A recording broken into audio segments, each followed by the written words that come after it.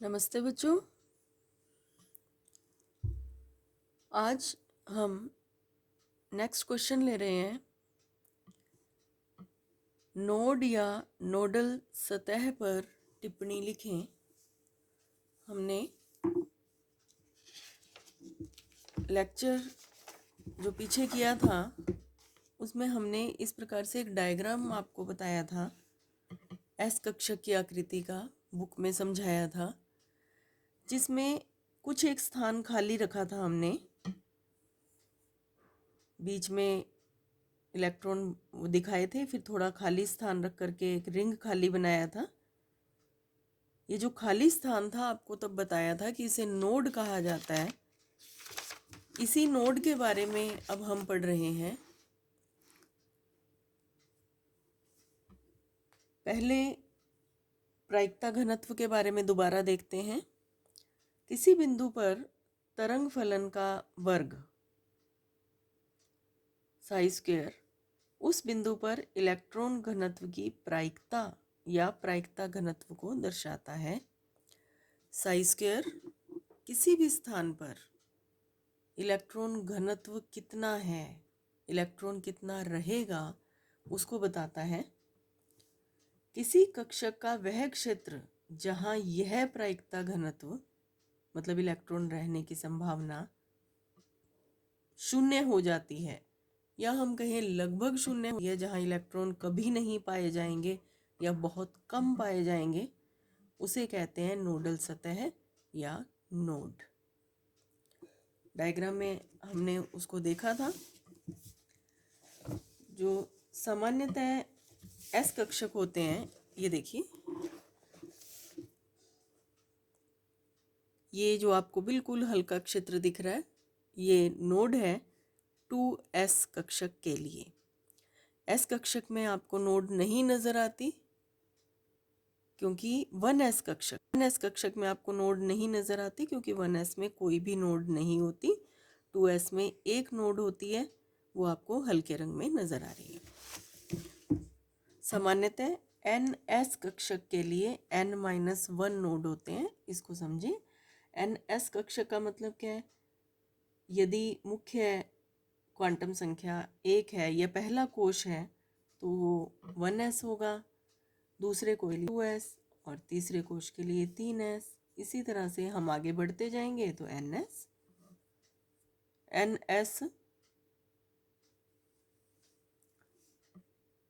nवां S कोश का S कक्षक मान सकते हैं हम। उसके लिए नोड होते हैं n-1। तो मतलब यदि एक एस कक्षक है, उसके लिए कोई नोड नहीं होगा, एक में से एक माइनस करेंगे 0। अगर n की वैल्यू 2 है तो 2 में से एक माइनस करेंगे तो 2 ये नोड हो जाएगा 1। हमने चित्र भी आपको दिखाया। 3s कक्षक के लिए नोड हो जाएंगे, 3 में से एक माइनस करेंगे तो 2। 3s कक्षक में 2 नोड होंगे और n कक्षक में n-1 नोड होंगे। तो ये s कक्षक में नोड की संख्या के लिए सूत्र है, अर्थात मुख्य क्वांटम संख्या n बढ़ने के साथ नोड की संख्या बढ़ती जाती है। यहाँ पर हमने दोबारा इसी बात को बताया। 1s में 0, 2s में 1 और 3s में 2 नोड। अब हम बात करते हैं p और d कक्षकों की। p कक्षक याद करें डंबल शेप था और d कक्षक डबल डंबल शेप था। इस प्रकार से इनमें 2 प्रकार की नोडल सतह होती हैं। एस कक्षकों में केवल एक ही प्रकार की नोडल सतह थी, जिसका सूत्र हमने किया n-1। लेकिन इसमें 2 प्रकार की नोडल सतह होती हैं। एक होती है त्रिज्यीय नोड, जो इस कक्षक की त्रिज्या के अलोंग होती है। उसका मान या उसका सूत्र होता है n-l-1। इसे समझे। यदि हम बात करते हैं 2p कक्षक की, तब n की वैल्यू हो जाएगी 2। देखिए जो यहाँ अंकों में लिखा है वो इधर n होता है, माइनस l की वैल्यू, p के लिए l की वैल्यू होती है 1। एल की वैल्यूज हमने करी थी, एस कक्षक, पी कक्षक, डी और एफ। एस के लिए 0, 1, 2 और 3। तो पी के लिए एल की वैल्यू होती है 1,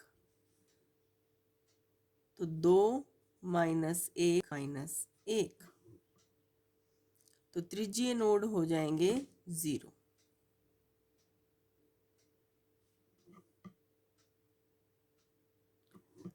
कोणीय नोड, कोणीय नोड को हम सिर्फ एल से बताते हैं। यदि 2p कक्षक की बात कर रहे हैं तो कोणीय नोड हो जाएगा 1। कुल नोड की संख्या, त्रिज्यीय node n minus l minus 1 और कोणीय नोड को जोड़ दें +1, इससे एल कैंसिल हो जाएगा। कुल नोड तो वही आएंगे n माइनस 1 जो ऊपर आए थे, एस में आए थे। लेकिन आपको याद रखने हैं, क्योंकि जो आपकी परीक्षा में प्रश्न होता है वो त्रिज्यीय नोड भी पूछ लिए जाते हैं। पी और डी कक्षकों के लिए कोणीय नोड भी पूछे जा सकते हैं और दोनों भी पूछे जा सकते हैं। तो आपको तीनों सूत्र याद रखने हैं। त्रिज्यीय नोड का सूत्र है n माइनस एल माइनस 1। इसमें आपको कक्षक बताया जाएगा कि कौन सा कक्षक है। जैसे हमने 2p का एग्जाम 3d का भी ले सकते हैं। अगर 3d होगा तो n की वैल्यू हो जाएगी 3, l की वैल्यू d के लिए l की वैल्यू 2 माइनस 1, और कोणीय नोड d के लिए कोणीय नोड होंगे 2। इन दोनों को जोड़ दें तो बन जाते हैं टोटल नोड। तो इसका सूत्र होता है n माइनस 1। तो ये प्रश्न है नोड और नोडल सतह। अब हमने कुछ और परिभाषाएं करनी है। हाइड्रोजन और बहु इलेक्ट्रॉन परमाणुओं में इलेक्ट्रॉन की ऊर्जा को समझाइए। हाइड्रोजन एक इलेक्ट्रॉनीय स्पीशीज है, तो हाइड्रोजन मतलब एक इलेक्ट्रॉन वाले परमाणु, और बहु इलेक्ट्रॉन परमाणुओं में इलेक्ट्रॉन की ऊर्जा को बताना है। हाइड्रोजन परमाणु में इलेक्ट्रॉन की ऊर्जा केवल मुख्य क्वांटम संख्या n पर निर्भर करती है। मतलब पहला जो सबसे पहला कक्षक है वो है 1s, उसकी ऊर्जा सबसे कम होगी। दूसरे कोश में 2 उपकोश हैं 2s और 2p, दोनों की ऊर्जा बिल्कुल बराबर होगी, क्योंकि हमने अभी किया हाइड्रोजन परमाणु में इलेक्ट्रॉन की ऊर्जा n पर निर्भर करती है। यदि n बराबर तो ऊर्जा भी बराबर। तीसरे कोश में 3 प्रकार के कक्षक पाए जाते हैं, s, p और d। 3s, 3p, 3d, तीनों की ऊर्जा बराबर होगी क्योंकि इनकी क्वांटम संख्या बराबर है। ऐसे ही चौथे कोश में चारों उपकोश की ऊर्जा बराबर होगी। तो हाइड्रोजन में ऊर्जा सिर्फ n पर निर्भर करती है, n बराबर तो ऊर्जा भी बराबर, उपकोश कोई भी हो। लेकिन बहु इलेक्ट्रॉन परमाणुओं में इलेक्ट्रॉन की ऊर्जा n और l दोनों पर निर्भर करती है। मतलब कोश कौन सा है और उपकोश कौन सा है। जैसे 4s और 3d,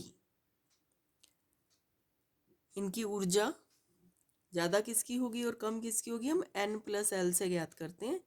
4, n का मान 4, s का मान 0, 3d, n का मान 3 और d का मान 2। तो 3d की ऊर्जा ज़्यादा, ये 5 है, और ये n प्लस एल वैल्यू है 4।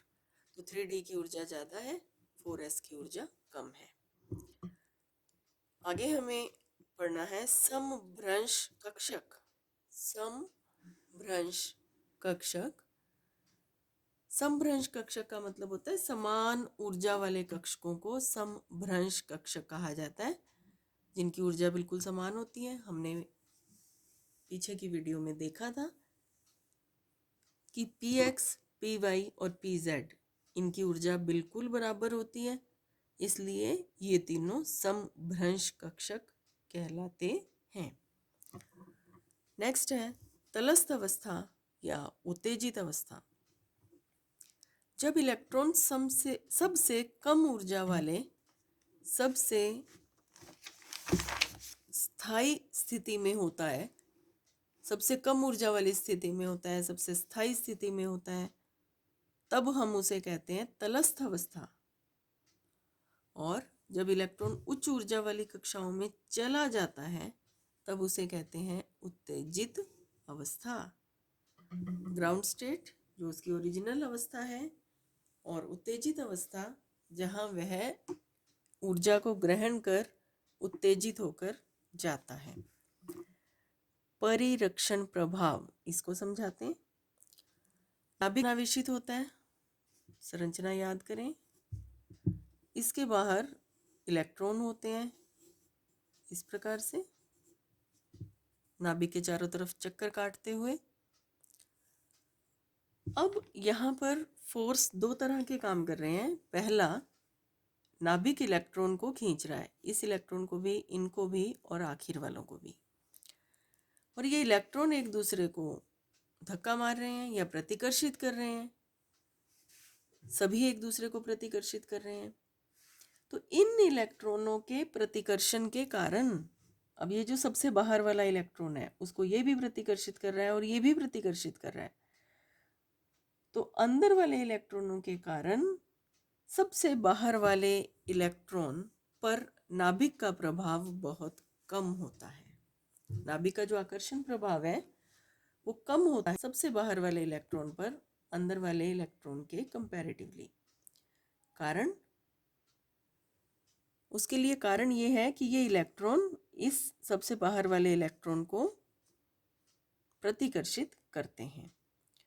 क्या हम दूसरे शब्दों में ये कह सकते हैं कि जो अंदर वाले इलेक्ट्रॉन हैं वो सबसे बाहर वाले इलेक्ट्रॉन के लिए नाभिक के ऊपर एक आवरण चढ़ा देते हैं, या नाभिक पर एक आवरण आ जाता है जिसके कारण नाभिक का इफेक्ट इस अंतिम इलेक्ट्रॉन पर कम होता है। इस प्रभाव को कहते हैं परिरक्षण प्रभाव।